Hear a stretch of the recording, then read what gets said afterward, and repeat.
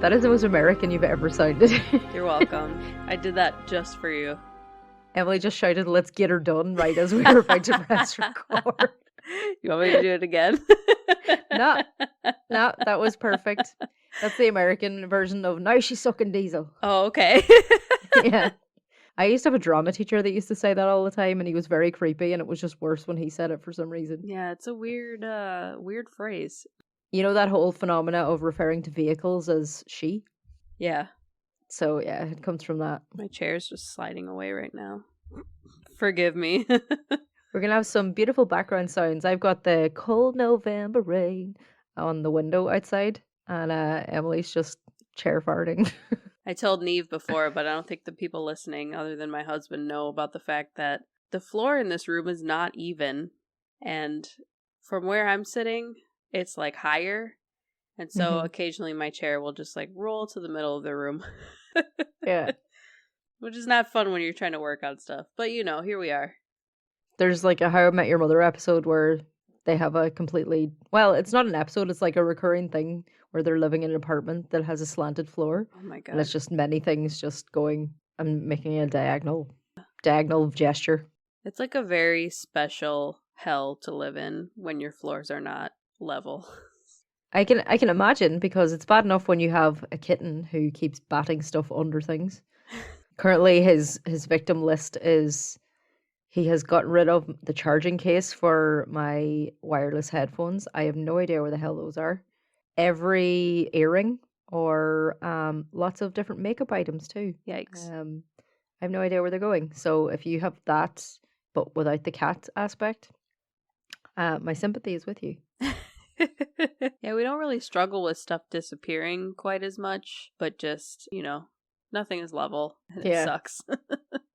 Your house is pretty, like, vintage, isn't it? Yeah, it's very old. It was built in 1885, so yeah, she's been here a minute. She's good 100 years older than my apartment, so. Yeah. I wanted to shout out Cassie again, because I just saw her last night, and she, scolded me because I called her my husband's cousin, and she was like, "Shut up, I'm your cousin." I was like, okay, cousin Cassie. But then she was talking to me about the show and was super interested in the interdimensional hypothesis stuff. Mm-hmm. She was like, "Can you guys do an episode about spooky kids?" And I was like what kind of spooky kids? And then she started saying stuff about like body takeovers or something. And I'm like you mean possessions? And she's like, maybe that's too scary. We could meld that into our changeling stuff. Yeah. I've been meaning to do a changeling episode, so we could do like a creepy kids changeling kind of thing. There's also the dead-eyed children. That's a phenomenon that I feel like I've read about. Oh wait, is this like the sort of like the Men in Black thing? I think so. Where they like show up at your door with like an apple or something. They're like, "Can I like get ketchup for my apple?" And you're like, "What are you talking about?" Yeah, and they'll keep knocking to try and get in. Yeah, I feel like I listened to a very good podcast about that, but it's completely gone out of my head. Pretty creepy. Yeah. So we can definitely that can be on the list, because today's episode title was something that, because I was looking at my list, none of it was jumping out at me, making me want to do it. So I sort of floated the idea with Emily, and she was like, "Ooh, that would be cool." And then I floated the idea with you, and he was like, "Why?" So Emily's the only opinion that I care about. Yes, thank you. I am a higher rank than your husband, which makes me happy. In fairness, I think Ewan didn't really know what angle we were taking, because he just thought I was like going to talk about the phenomenon and like the scientific thing of it. And he's like, "Does it fit in with your podcast?" And I was like, "Yes, because..." So I should actually say what our subject is. Also, we didn't introduce ourselves. Whoops. This is Rowan and Pine, a podcast about spooky things, supernatural, folklore, folktales, things like that. My name is Emily. And my name is Niamh. And we're your hosts. We write, record, produce, edit, distribute. We do all of this for no money. So please listen and give us 5 stars. Oh, that was something else Cassie said. She was like, you guys need merch. She was like, so I can wear a t-shirt and then my baby can also wear a t-shirt. Oh my God, yes. Baby t-shirts. That sounds would amazing. Be really cute. Yeah, I know some babies. They would wear t-shirts. Anyway, your topic today. Yes, my topic today is sleep paralysis. Just for any of you who are maybe binge listening and have not looked at your phone to look at the episode title. Because I always think it's a bit redundant when people tell you what the episode title is, but then you're like, yeah, actually, some people aren't looking at their phones, so they might not know. Right. So yes, the reason why we're looking at sleep paralysis, although we know it seems to be reasonably well studied and well debunked, which I'll get into, for a lot of human history, it wasn't fully understood. So there were a lot of really cool and really scary and really interesting explanations for sleep paralysis throughout different cultures. So that is what we want to get into today. And I'm so excited to hear about it. Yeah. Because, yeah, initially when you said sleep paralysis, I was like, oh, but kind of the same reaction as Ewan had is like, we know what it is, pretty much. But folklore surrounding it and how different cultures view it and stuff like that is going to be super interesting. Yes. Well, hopefully. Hopefully I'll do it justice. You will. And also, just a disclaimer, I'm not going to be able to cover every culture's interpretation. In one of the sources I read, they said that they had collected 118 different explanations for sleep paralysis. So I can't really get into that. Otherwise, you guys would have to make me give up my job and pay me somehow. So. Yeah, I want to make a note of that, I guess, because we'll cover stuff, but a lot of times we can't cover every single aspect of every topic because a lot of times it's just a lot of information. So it is a lot. It's sort of like you get like a slice of the cake. And then if you want to return to get more cake, you can do it yourself. We will serve you a single slice and then you can decide if you want to eat the rest of the cake. And we're also limited slightly by language barriers. Like there was some really cool sounding things that I came across, but I wasn't able to search for it as well as I would have if it was something that was going to be written about in English. Yeah. Like the search terms aren't really going to flag something in, say, like Portuguese or Spanish or something like that. Right. So that's our little sub-disclaimer upon the disclaimer. Yes. Okay, to start us off, I found a pretty good description. This is actually from a thesis on sleep paralysis. So shout out to a guy called David Hufford. So his description goes like this. Imagine you awake suddenly, uncertain of what woke you. Your bedroom is dark, and it seems as though it has been only minutes since you slid into bed. You had been reading, your tablet must have turned off and fallen to the side. It had been a stressful day, and you were exhausted. It is completely dark in your room, except for a bit of soft moonlight coming through the window, just enough to see shadows. You suddenly hear a rustling in the corner. Like a reflex, you attempt to jolt your head to look, but you cannot move your neck. You cannot move your arms either. You suddenly realize you cannot move at all. Fear grips you. A few seconds have passed since you awoke and you hear the rustling again. Something or someone is in the corner. Who or what could it be? You remain frozen. You try, but you cannot see past the edge of the closet. You can make out the shadows in the opposite corner from where the noise came. Is the bedroom door open? You know you closed it when you came to bed, but the door is definitely open. You're in full panic mode now. It's getting difficult to breathe. You hear the intruder moving towards you. There is a tremendous pressure on your chest. You attempt in vain to gasp for air. Someone or something is holding you down. You try to shake it off, but cannot move. It is crushing the breath out of you. Your heart is pumping so hard that you fear you may have a stroke, that is, if you do not suffocate first. You try to yell, but only a muffled moan comes out. Suddenly the intruder is gone, and you can move. You can take a deep breath. In fact, you realize that now you're panting and sweating. Your tablet is right by your side where it fell out of your hand. Somewhat tentatively, you turn on a lamp, lean up, and turn to look at the corner where the creature, whatever it was hiding. The only thing in the corner is the laundry basket you left there. The bedroom door is closed. Confused and worried about what has just occurred, you turn onto your side and try to get back to sleep. The light is still on. So I think that is a pretty accurate description of what it's like to experience sleep paralysis. Emily, have you ever experienced sleep paralysis? I was just about to ask you the same question. It was just after I moved here and I moved in with Medardo. It might have just been because it was like a super stressful situation. I was having like a lot of anxiety about just being so far away from everything I'd ever known. But he had to get up really early for work at this point in time.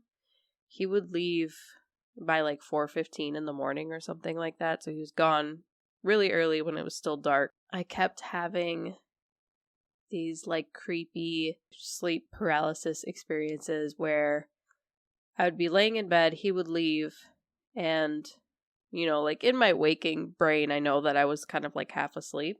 But I would be like looking through like our doorway, which we don't have a door. Well, this bedroom that we were staying in, we didn't have a door on it. And we would leave the light on in the living room so that it would just be like, you know, so you don't trip when you're getting up to go to the bathroom or anything. So like the doorway was lit up and I would have these visions of like a shadow coming in through the doorway. And one of the scariest ones was, so like a shadow came in through the doorway and then it disappeared. And then all of a sudden like shadowy hands were like coming at me across the bed. No. And I like couldn't move. I'm like, oh my God, oh my God, oh my God, get away from me. Yeah. So that happened quite a few times, but it hasn't really happened since, knock on wood. Yeah, that is horrible because it's your own brain doing it, right? So your own brain knows exactly what is the most terrifying thing and what's the most logical thing. Yeah. It's happened to me a couple of times, but only one time that I really remember there being a presence in the room with me. And it was when I went to college the first time. It's a college dropout here. I went back in my late 20s. It's fine. But you are now a successful... I'm going to call you a lawyer. Yeah. Yeah, I'm technically a lawyer. I went to college in Dublin after school. So I would have been like in my early 20s when this happened. And I remember I was not doing well at college. I was pretty like sort of disillusioned with the whole thing, pretty depressed about it. And I had been told by like one of my tutors that the head of the department wanted to have a meeting with me the next morning to discuss my future on the program. Oh no. And I was somebody that like I never really got in trouble at school or anything like that, so this was pretty alien for me to... Wow, you and I are the same because I never got in trouble in school. Yeah. So I just could not handle it that like I had come to the notice of somebody in authority. Start sweating because I wasn't doing well. Yeah. Like I would like not show up and all of that, like just classic like early 20s things. But I remember going to sleep in my room that night in Dublin, and now I grew up in a small town in Donegal, so like living in the city already was like a massive change for me. How big is Dublin? Well, by like American city standards, it's tiny. It's got a population of 1 million. Oh, that's not as small as you made it sound like. Okay. All right, that's fine. In fairness to Dublin, it's like a population of 1 million, but that's like a quarter of the entire population of Ireland, so... Yeah, I mean, because like I come from Minneapolis, and Minneapolis doesn't even have 1 million people. Oh, so, really? Okay. Yeah. Okay. So I remember going to sleep and like being stressed about it. And like I remember like I was like reading and watching stuff until I fell asleep because, you know, I just didn't want my brain to be going through the whole thing like, oh my God, what's going to happen? What's she going to say? Blah, blah, blah. Right. I don't remember falling asleep, but I remember opening my eyes in the room and I could see somebody standing by the door with their hood up. No. And now in Dublin, even now, they have a pretty bad problem with like young guys who are like, you know, quasi gangs, like, you know, they're interested in like, you know, drugs and all of that kind of stuff, trying to like make a name for themselves, trying to be tough. Right. And it's worse now, but that was true at that time as well. So like the most logical intruder to be in my house in Dublin would be like a young guy in a hoodie. Oh my gosh. So I just remember somebody standing by the door completely in the shadows with his hood up, and he had like broad shoulders of a guy, And I remember like my stomach, feel like my stomach was dropping. And I remember like trying to move and I could not move. And I remember trying to scream and I could not scream. And then just like that, I could move again. And I blinked and there was nobody there, nothing there. But I Wow. still, in my brain, as clear as day, can remember what that looked like. Like that there Yeah. was a guy standing in my room with his hood up. Like it It's was so just, creepy. and there wasn't even anything there. Like there wasn't even like a coat on the wall or anything like that that Right. could have made that shape. There was absolutely nothing there, but it was, yeah, obviously something that just my brain made up and scared the shit out of me. Yeah, So that's scary. Our old neighbor, she told me one time that she used to struggle with sleep paralysis a lot, but hers was like not really scary. She said she would always have like this reoccurring sort of like dream thing that prom was happening in her bedroom. Isn't what? that so strange? That's so strange. I was like, that's so like usually it's like really scary, but she just Mm. dreamt that there was like a party happening in her bedroom. She was like stuck on her bed. It's like, how am I going to get all of these people out of here? Right. Damn it. All Now of I have these to drunk clean up. teenagers. Right. After scaring the shit out of you guys by telling our own story and the really detailed descriptor of sleep paralysis, just to put your mind at ease, I'm going to talk about what sleep paralysis actually is before we get into any of the creatures or anything like that. So, Science. Recurrent isolated sleep paralysis, or ISP for short, is listed as rapid eye movement sleep-related parasomnia by the International Classification of Sleep Disorders. So, sleep paralysis has often been portrayed by the arts by many writers, including Dostoevsky, by artists such as Heinrich Fuseli, and his painting is called The Nightmare. If you want to look it up, captures the experience of ISP with a malevolent presence sitting on the chest while the victim lies flaccid and helpless. It is a pretty creepy painting. Yeah. Have you seen it? The Nightmare? I'm looking at it right now. And there's a horse in the corner of the painting. The horse looks a little bit like Donkey from Shrek, but... And if you just hold on to that thought, that fact that there's a horse in it, because that will come back later. Sleep paralysis is defined as a recurrent inability to move the trunk and all of the limbs at sleep onset or upon awakening from sleep. And each episode can last from a few seconds to a few minutes. It causes significant distress, including bedtime anxiety or a fear of sleep. The episodes resolve spontaneously or upon sensory stimulation, for example, when another person touches the person or an alarm clock sounds, or sometimes also by subject initiated movement of the eyes. So if you're able to like move your eyes around, that can like wake up the rest of your body.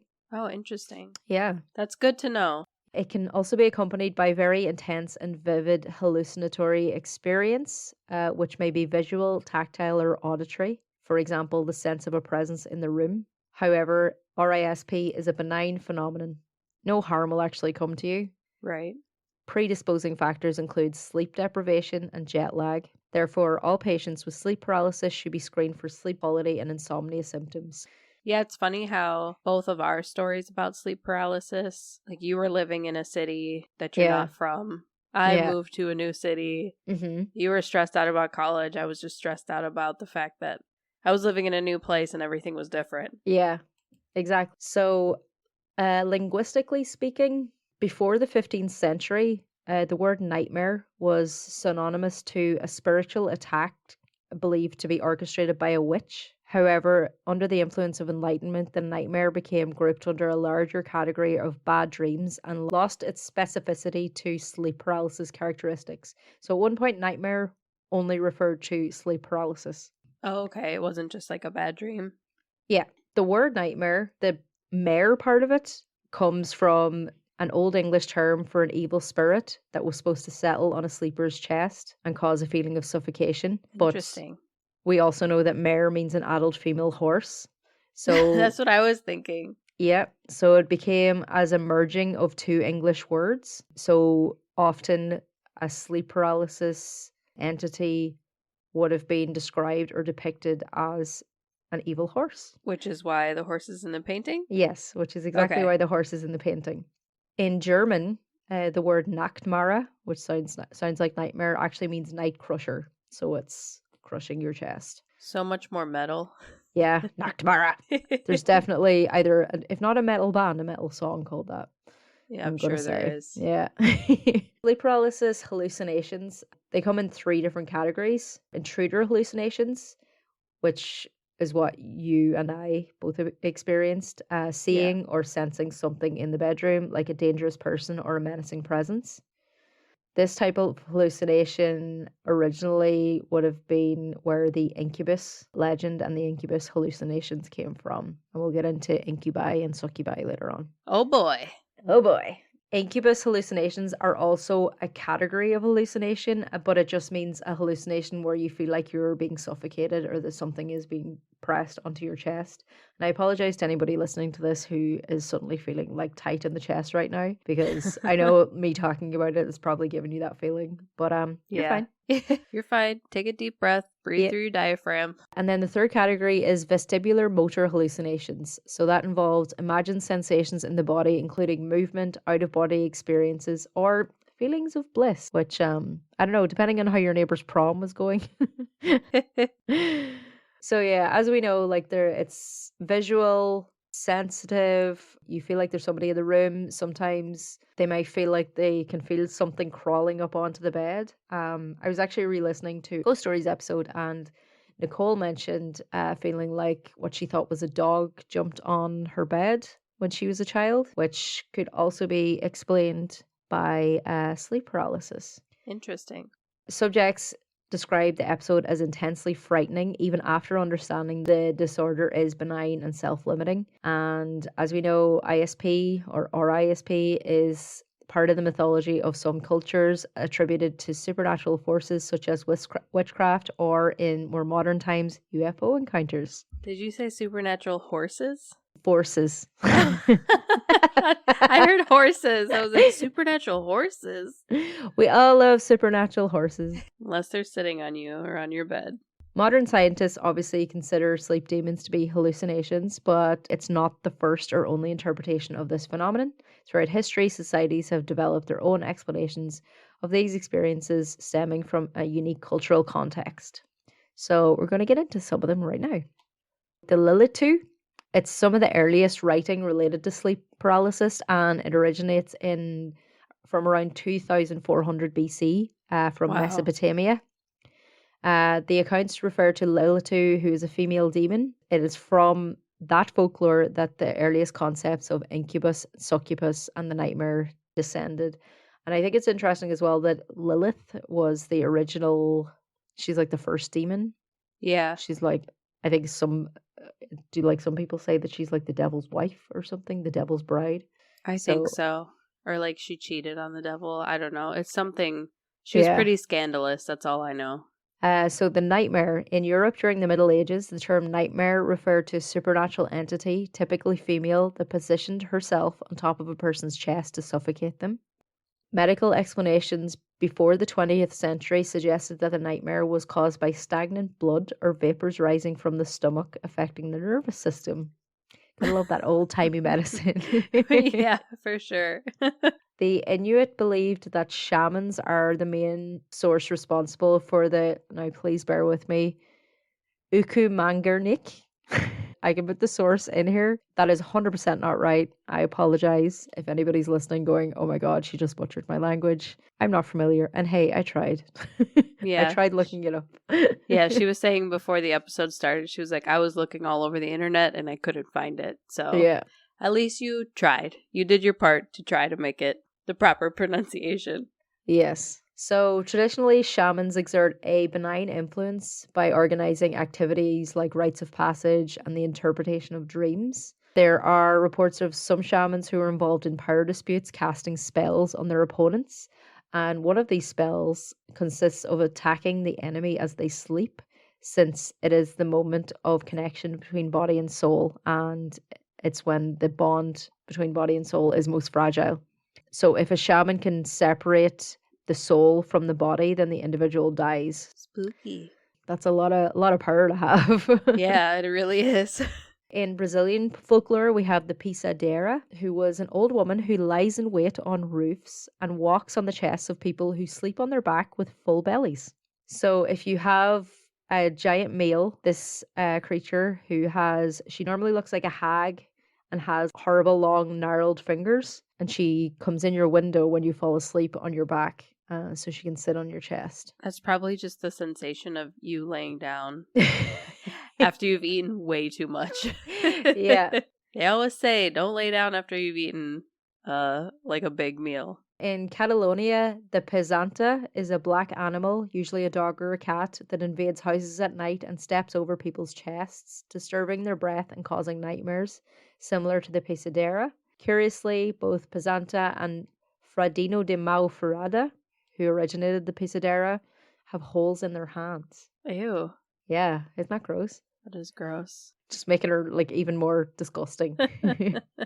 Have you seen the it was like a really creepy video. There was somebody like in the ICU or something like that. And there was like a camera on the room because I don't even know. Possibly security, maybe. Yeah, especially like in an ICU room. Like this person was hooked up to like a lot of machines. But then all of a sudden there's like this like shadowy little like weird hunched over kind of like gremlin looking figure. And it's like standing on this person. Shut up. Like, yeah, I'll need to look it up because it's a super creepy video. But I was thinking about it and I'm like, what if sleep paralysis, like, I'm trying to think of the right word, but what if it's like you're dreaming of it, but you're actually like kind of like manifesting it in real life? Mm-hmm. And like it was like this person was like kind of having like sleep paralysis and then it like showed up on video or something. I don't even know, but it's a super creepy video. Yeah, I'm gonna need to see that. Yeah. Scared the shit out of myself. It will give you nightmares. It is very terrifying. One of the texts that I was reading about sleep paralysis had a catch-all term, which I think is really creepy for all of these creatures, and they just called it the stranger. Oh. Which I don't know why that makes it worse. I just got chills. That's just it's just so creepy. Hide me. In Japan, the stranger is called Kanashibari, and many believe the figure is a retaliating spirit or ancestor. In Thailand, the nightmares are known as Fium, which means being enveloped by a ghost. Hawaii is, I don't know, fuck. If you heard this, like, you just shit yourself. In Hawaii, people who suffer from sleep paralysis are haunted by night marchers, who are respected warriors from the ancient days. The sound of their footsteps and pounding drums as they walk is fearful because of the belief that looking into the eyes of the warriors will bring death. Interesting.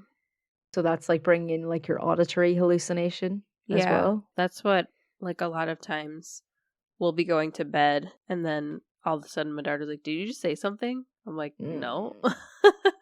There's a really sad one. So refugees seem to suffer terribly from sleep paralysis, which obviously, like, they're going through such a horrible experience. Right.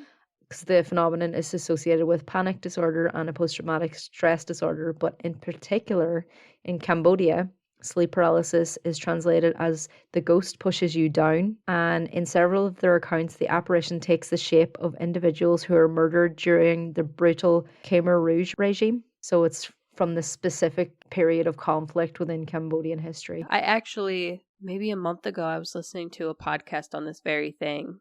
Oh, wow. It was more about the therapist who stepped in to help the refugees that lived in the U.S.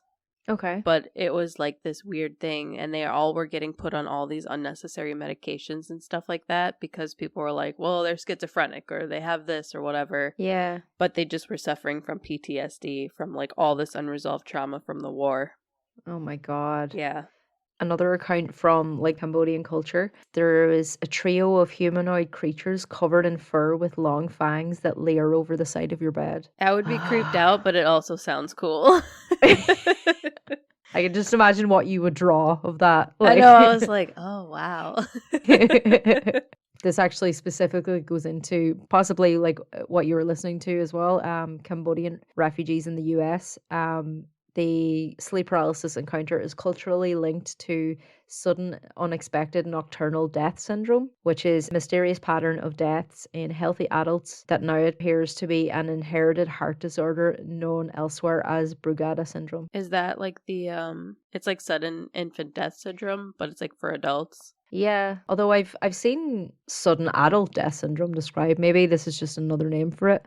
Okay. Yeah, I think it might be the same thing because that was the like sudden adult death syndrome is always when people are asleep. In many East Asian cultures, sleep paralysis is considered an unsuccessful attempt by a demon to kill the dreamer. Ironically, the fear of an encounter elevates the likelihood of an encounter. The vicious cycle.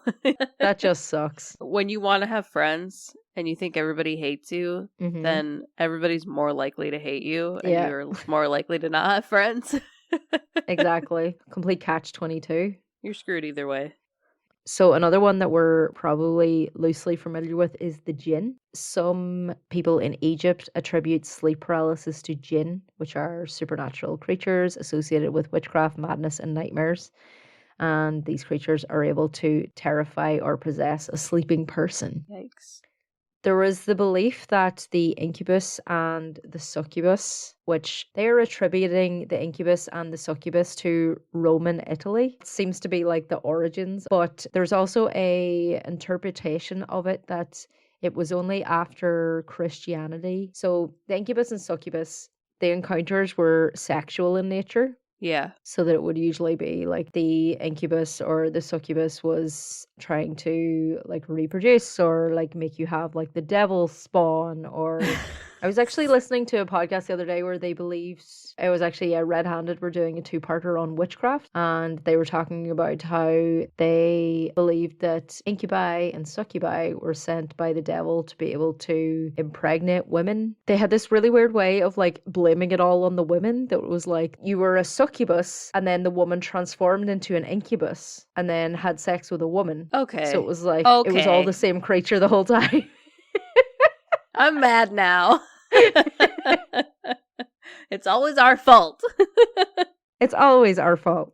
Speaking of creepy as fuck women, there is a Native American creature called the Spider Woman who would descend from the ceiling, wrap up the sleeper, and sing songs to them. And then later the Deer Woman would come and stand at the foot of their bed. But it has to be said that the Spider Woman and the Deer Woman are part of their religious traditions. So that's interesting that it's not quite as like malevolent as the other creatures that we were talking about. Yeah. Because as we said, before the Enlightenment, these were sexual encounters, although like obviously not wanted or welcomed or anything like that. It seemed to take on a more menacing note once the Enlightenment came about, once Christianity took over. So it was a way of explaining them as the devil's work and being less about like a sexual energy and more about murder. Just devils trying to kill people and hurt people. Murder. So I thought we could bring it up to the modern age. So I have 2 case studies of more modern creatures that are explainers for sleep paralysis, and one of them is believed to be the inspiration and the precursor to our old friend Freddy Krueger. And that is the Hat Man. So this is something that I had actually mentioned to Emily when I was talking about doing this episode, because I was like, I feel like I've watched like a TV show or a documentary where they were talking about how a lot of people were seeing the same thing. And the one that stuck out in my head was the Hat Man. So it would be a man wearing a wide brim hat. And if you think back to Freddy Krueger, that's exactly how he's dressed. Right. I don't understand why it makes them scarier, but it just does. Yeah, it just does. It's kind of like the woman in white. It somehow makes it scarier. Because they have this distinguishing characteristic that you know them when you see them. Yeah. And I looked up, there is an entire Reddit forum dedicated to people telling their experiences of seeing the Hat Man. Some people seem to see him dressed in different eras of clothing. So like there was one guy that was saying that he was dressed like 1940s gangster. I'm like, oh, changing it up there, Hat Man. He's like, Al Capone was just here. Yeah. But I think part of the mythology and a part of the fear around the Hat Man is he typically has no discernible face. and either no visible eyes or his eyes are glowing. So I hate it. I hate it so much. I don't like any part of that, and he No. can fuck off and stay out of my room. Bye, Hat Man. So I have a account. Full disclosure, this gave me absolute chills when I found it, and I was like, I have to read that out. Perfect. So this is an account of somebody's experience seeing the Hat Man. As her eyes adjusted to the darkness, Stacey could clearly make out the outline of a humanoid finger standing behind the white picket fence that surrounded her yard. You said humanoid finger. Okay, I'll try that again. I did not even notice. I was like, just the finger? Okay. As her eyes adjusted to the darkness, Stacey could clearly make out the outline of a humanoid figure standing behind the white picket fence that surrounded her yard. As Stacey watched fearfully, the being began to sidle in a strange sideways motion, all the while keeping its outstretched arms on the top fence post. No, I don't like it. I don't like it. I hate this so much. Like, why is he outside? Why is he outside with his arms out? Why is he going sideways? Why does he exist? We don't like you. Just go away. When she noticed the audible crunching of dried leaves beneath the entity's feet, Stacey was quite sure that she was not dreaming nor imagining things. Understandably terrified, the young girl dove underneath her sheets, quaking in fear until morning. Her adamant attempts to wake her aunt, who was sleeping next to her at the time, were futile. It almost seemed as if her aunt had been in a trance. Oh, God. No. Just no. Fucking sideways thing? No. Yeah. What are you doing? No. I don't know. It makes me wonder what it is about because, you know, anytime they want to depict like some creepy humanoid figure thing, it's always got to have like, it's like head tilted to the side or it's like walking funny. And I don't. Yeah. It makes me wonder or like, what that is. I'm like, is he floating? So, did you watch Buffy the Vampire Slayer back in the day? Not really. So I want you to Google Buffy the Vampire Slayer, the Gentleman. Am I gonna be scared? It's this creature, which is the fucking creepiest creature. And now they don't wear hats. I'm scared. I'm gonna look it up too. Oh. Yeah. So they kind of remind me of Jim Carrey in The Mask. So this is like probably one of the greatest episodes of Buffy called Hush. These creatures floated. No. So they would come out at night while people were asleep and steal their voices. So the entire episode up until like the last few minutes is completely silent, and all of the characters are like writing to each other or like gesturing or like signing to each other. There's no music or anything in this episode? There is music, okay. But like all of the dialogue is gone, and it's such a well produced episode. But yeah, these guys just show up outside people's houses, and they have these other like guys in like open straitjackets that run around alongside them, but the gentlemen float. And this story just reminded me of the Gentleman because I'm just imagining that fucking wide-brimmed hat man just floating along the fence. Yeah, it's creepy. I've actually thought about watching Buffy the Vampire Slayer now. Yeah, because I think I saw an episode here and there when I was younger, but I never actually sat down and watched it. I might do that. Yeah, I'd be interested to see what you think of it now, because obviously Buffy has a lot of nostalgia for me, because I watched it when it was first aired. I didn't watch it the whole way through. I would like watch like half a season, or I'd catch an episode, or you know, I'd watch a full season maybe. So I hadn't seen every episode, but like since like streaming made it so much easier, I've watched the entire series through maybe 3 times, because it's like a comfort show for me. Yeah.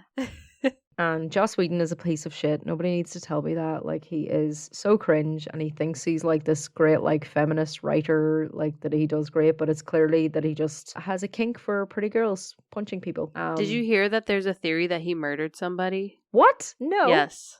Allegedly, in our opinion. But yeah, what? Yeah, I just heard this recently because there was, sorry to go off track, but no, it's fine. I want to know this. He kept pitching this like idea of like a show where a woman is found hanging from a tree on fire in LA. Oh. And then this just happened recently. Oh, and it was like determined to be a suicide, but it's like, how could she hang herself and light herself on fire? Holy fuck. Yeah, it's creepy. I was like, what the fuck?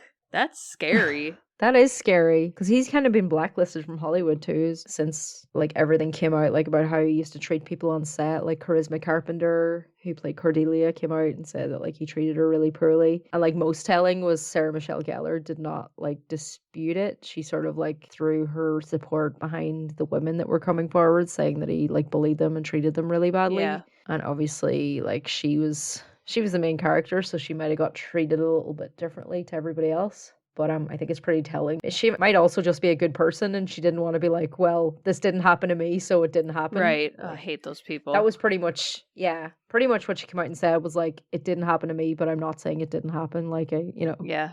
Believe these women when they're telling you this. Yeah. So also never be that person when a bunch of people are like, oh, I was abused by this person. Don't ever be that person who was like, well, they were nice to me. Yeah. Unless you're like in a court case and they're asking you to be like, exactly. What is it called? Character reference? Yes, character reference. I was going to say character witness. No, that can be a character witness okay. too, yeah. Buffy's good, and it really finds its groove, I think, maybe around season 3. The first couple of seasons, it's very cheesy. Okay. It's very, like, teenager and all that stuff, but then as she, like, gets older and the show matures with her, it's when it gets really, really, really good. I'll keep that in mind. Like, best, like, real different episodes. Like, there's, like, as I mentioned, that episode, Hush. They also have a musical episode, which is not as bad as it sounds. It's actually very good, but like it all makes sense within the universe. So the other account that I have, which brings us to the modern world, is actually we're going all the way to the Great White North, to Canada in the 1970s, where a anthropologist did a folklore paper on the phenomenon of hagging, which Emily's face is like, what? Which is what it sounds like. As we've seen come up a lot, the creature that is sitting on people's chests is an old, gnarled woman, because what's scarier than a woman aging? Wrinkles and grey hair, it's terrifying. But in Newfoundland, the creature is called the hag, or it's also called agrog. Isn't that a guy from the Beastie Boys? Agrog, is it? Just being a shithead. Okay, no. So the old hag phenomenon is called agrog, described by residents of Newfoundland in the 1970s. So believers attributed paralysis, pressure on the chest, and other symptoms to blood that has stagnated, excessive work, or an enemy who wants to harm the sleeper. All right. And that's where we get into hagging. So hagging is a verb wherein you set the old hag on someone. Let's go out hagging, everybody. There are some like pretty interesting accounts that have been collected, but I chose one that I thought was pretty gnarly. It goes like this. I saw only one actual person who experienced the hag. It was the year 1915, and it concerns 3 people, Robert, John, and Jean. Robert was a Salvation Army schoolteacher. John was just an ordinary workman. Robert was trying to date Jean, who was John's steady girlfriend. About a month after this had been going on, Robert began to be hagged. Every night when he went to bed, it was as if someone was pressing across his chest. It's as if he was being strangled. Robert became so sick that the people he boarded with thought he was going to die. But one night, an old man suggested that Robert place a piece of board directly across his chest with an opened up pocket knife held between his hands. It was hoped that when the hag came to lie across his chest, the hag would be killed. However, in the morning, when Robert got up, he found that the knife was sticking into the piece of board. Only for the board, Robert would have been killed. Perhaps because the hag thought she had killed Robert, she never came back again. Robert knew that John was the person who was hagging him. He put it down to jealousy on John's part. Both men were about the same age, between 18 and 20 years old. In this case, the hagging was male against male. Robert told the people that he stayed with that the hag was human. He could hear it coming and could recognize it, but when it came, he couldn't speak. He could only make throaty noises. The hag just walked in or appeared while Robert was sleeping, but he woke up while he was being hagged.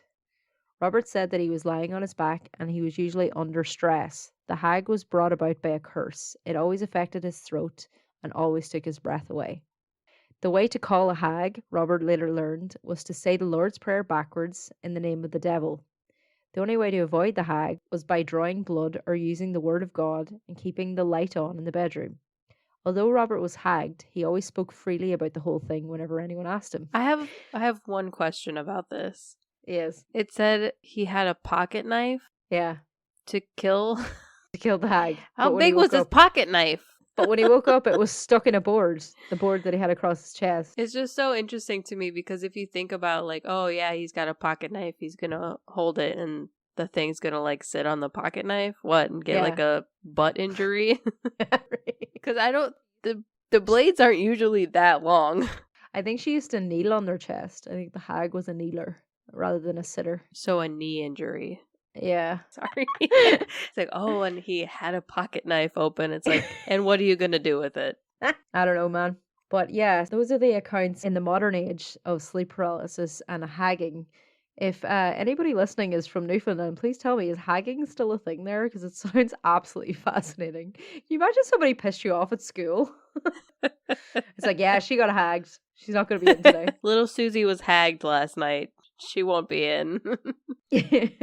Just to stave off some nightmares, I thought I'd finish off with what the treatment is scientifically for sleep paralysis, because though we've gone through all of this, we all know that it's pretty easily explainable. We have explained before now that it's your brain upon waking or just going into REM sleep. So if you suffer from sleep paralysis or you're afraid of sleep paralysis, there are ways to stave it off. So because it's facilitated by chronic sleep deprivation or an irregular sleep-wake schedule, it's important to be informed about sleep hygiene and the necessity of obtaining sufficient sleep, which they have listed as 7 to 9 hours per night.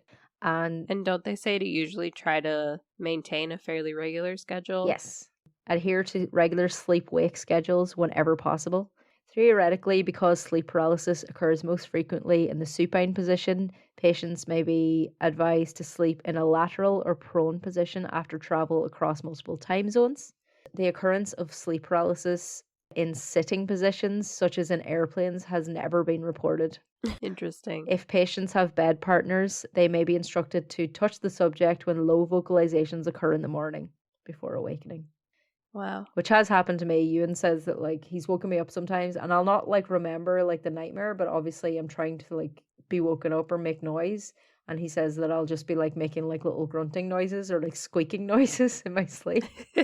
Like, trying to tell him to wake me up. So yeah, that's interesting. The other night apparently I was crying in my sleep and Medardo was like, and I didn't want to wake you up because I didn't want you to be like disoriented. And I was like, if I'm crying in my sleep, please wake me up.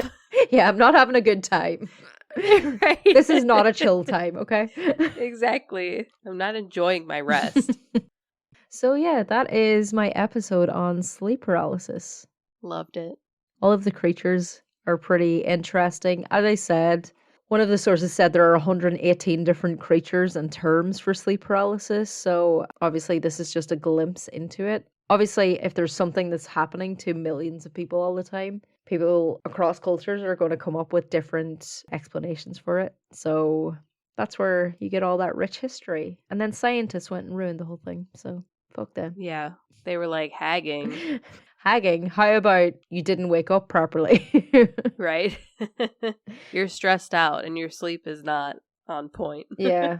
It actually kind of made me feel bad. So in in the Hatman forum on Reddit, one of the posts was like a woman saying that like her sleep paralysis, she's always suffered from it and she's always seen the Hatman, but she said it's like tripled since she had her baby. And not one person said to her, I'm like, yeah, that's because your sleep is fucked up. You just had a baby. Right. And maybe like there's some postpartum stuff going on. Yeah. It's like, please get yourself checked out. Maybe call like a family member so you can get some proper sleep. Yeah because like clearly if like she's waking up for feedings and all of that, like she's never gonna achieve a full sleep cycle. Yeah, it's gonna be all screwed up. Yeah, poor lady. Hopefully her kid is getting older and she's able to rest more.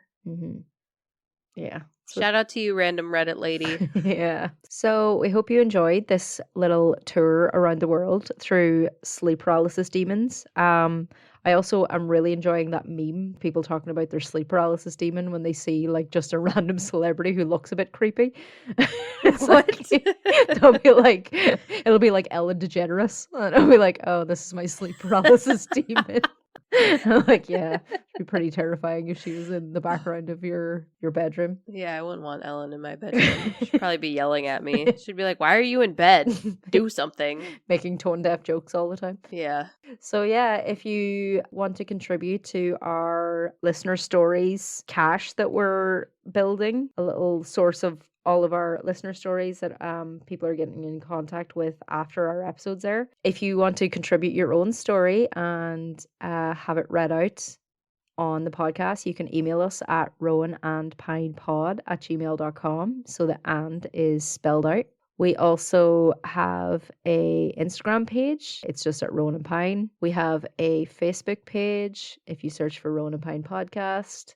And we're also on YouTube if you want to search for Rowan and Pine Podcast on YouTube. So we don't have any video podcasts up there, but if it's something you want to just stick on in the background while you do some housework, or if it's something you've already listened to so you can fall asleep, I heard people do that. It sounds good. Like Niamh said, if you want to message us your stories, or if you have comments or questions for us, just reach out. We'll respond. Please just be nice. If you're going to correct us, just do it in a polite way. That's all I ask. I'm fragile. We're very sensitive. I love that you went from like at the start when I was like, please be nice. And you're like, I don't care. And now you're like, no, actually be nice though. As much as I would love to think that I'm tough and I'm like, yeah, screw you. I'm like, no, be nice to me, please. It's because we're both like that personality type where we like do everything correctly. So yeah, if we know that we fucked up on something, like was it Davis telling me last night that I referred to Tornado Alley as the Tornado Corridor? That is hilarious. Yeah. I just like you said it and I was like, yes, Tornado Corridor. I don't know where I got that from. But as you guys said, it really classes up the joint. Yeah, you made it sound way more sophisticated. My name is Emily. And my name is Niamh. And fuck yeah, folklore, because we didn't say it last time. Oh no, fuck yeah, folklore. Thank you so much for listening to Rowan and Pine, and tell your friends about it. Submit a review. Give us 5 stars, please. Maybe 4 stars if you're not like the biggest fan. If you're a bitch. Okay, we'll see you in 2 weeks. Bye. Bye.